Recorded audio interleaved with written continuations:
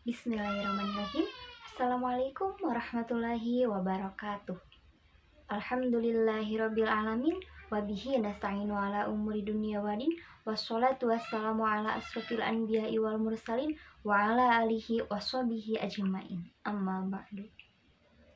Tujuannya dibikin video ini untuk memenuhi salah satu tugas mata kuliah materi PAI Pendidikan Dasar yang diampu oleh Bapak Ahmad Jamar Rahman MPDI.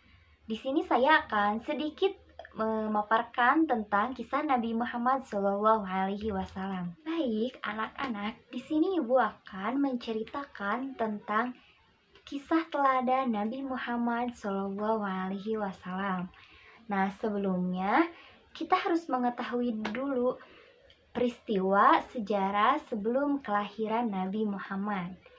Nah, pada saat itu, pada tahun kelahiran Nabi Muhammad, penguasa negeri Habasyah, yaitu Abrahah, mempunyai niat ingin menghancurkan Ka'bah. Namun, ketika pasukan gajah hendak menyerang Ka'bah, Allah Subhanahu wa Ta'ala mengutus burung ababil untuk mencegah mereka, yaitu dengan cara melemparkan batu-batu panas yang dibawa oleh burung ababil kepada pasukan gajah tersebut. Akhirnya pasukan gajah dan Abrahah pemimpinnya mati. Setelah itu kita memasuki ke kelahiran Nabi Muhammad SAW. Nabi Muhammad lahir pada hari Senin 12 Rabiul Awal di kota Mekah. Bapaknya yang bernama Abdullah dan ibunya Siti Aminah, dan nama pamannya Abu Thalib dan kakeknya Abu Muthalib, serta ibu yang menyusui Nabi Muhammad sejak kecil yaitu Halimah Sa'diyah. Nabi Muhammad lahir dalam keadaan yatim. Nah, ketika ibu Nabi Muhammad hamil, ayah Nabi Muhammad berdagang ke negeri Syam.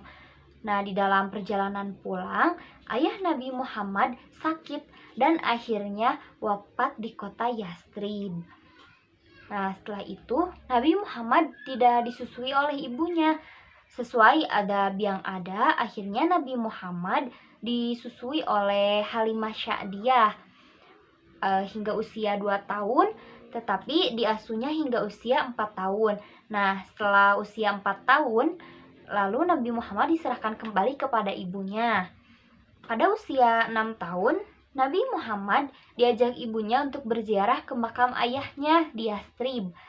Nah, dalam perjalanan pulang ke Makkah, ibunya sakit hingga wafat dan ibunya dimakamkan di Abwa.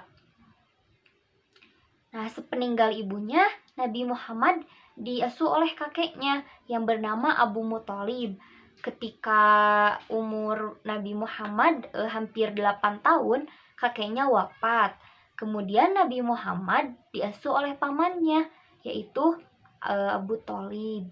Nabi Muhammad SAW tumbuh menjadi anak yang soleh dan sopan dalam bersikap dan jujur dalam berbicara. Nah, pada usia 12 tahun, Nabi Muhammad diajak oleh pamannya Abu Thalib berdagang ke negeri Syam. Di sana, ketika singgah di Busro, nah bertemu dengan salah satu pendeta Nasrani yang bernama Bukhairo.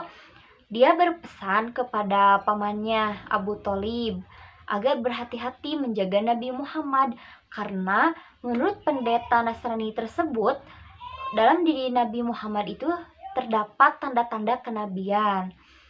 Nah, singkat cerita, Nabi Muhammad diangkat menjadi Rasul pada usia 40 tahun.